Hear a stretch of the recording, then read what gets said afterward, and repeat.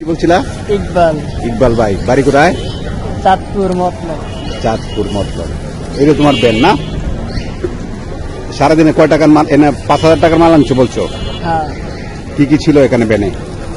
ভ্যানে মহিষ আর কাঁচা মহিষ মিষ্টি কাঁচামরিচ, মিষ্টি কুমড়া, লেবু আর কি? আর কিছু। এটা দিয়ে তুমি 6,000 টাকা বেচে ফেলাইছো। কয়টায় বাড়ি ছিলা? সকাল 5টায়। মাল আনো করতে? 1 নম্বর। 1 নাম্বারতে মাল আনো না? হ্যাঁ। তাই জন্য কত টাকার মাল রয়েছে? কয় টাকা? 1000 টাকার মাল আছে। এখন 1000 টাকার মাল আছে।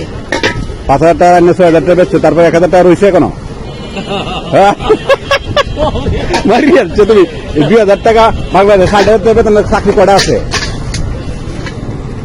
হ্যাঁ, তুমি তো মারি যাচ্ছ। হ্যাঁ, এখন 1,000 টাকা সে বেচতে পালাইছে, আরো 1,000 টাকার উপরে মাল রয়েছে তার।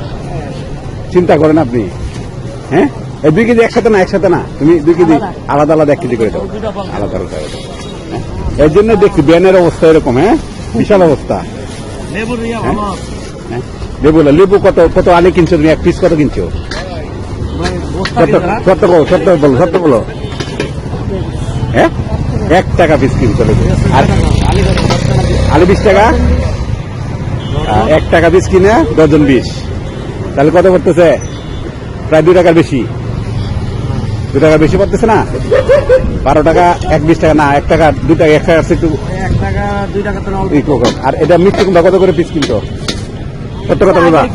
কত কত পিস বলো? কেজি না তো পিস হিসাবে। পিস কত কিনছো বলো? কত করে? সত্য কথা বলবা? 14 টাকা কিলো। 14 টাকা কেজি কিনছো। পেঁচো কত? 40 টাকা কেজি। 40 না? 30-40 টাকা কেজি। আর বুঝে না। 13 টাকা কেজি কিনা, 13 টাকা কেজি কিনা 40 টাকা কেজি।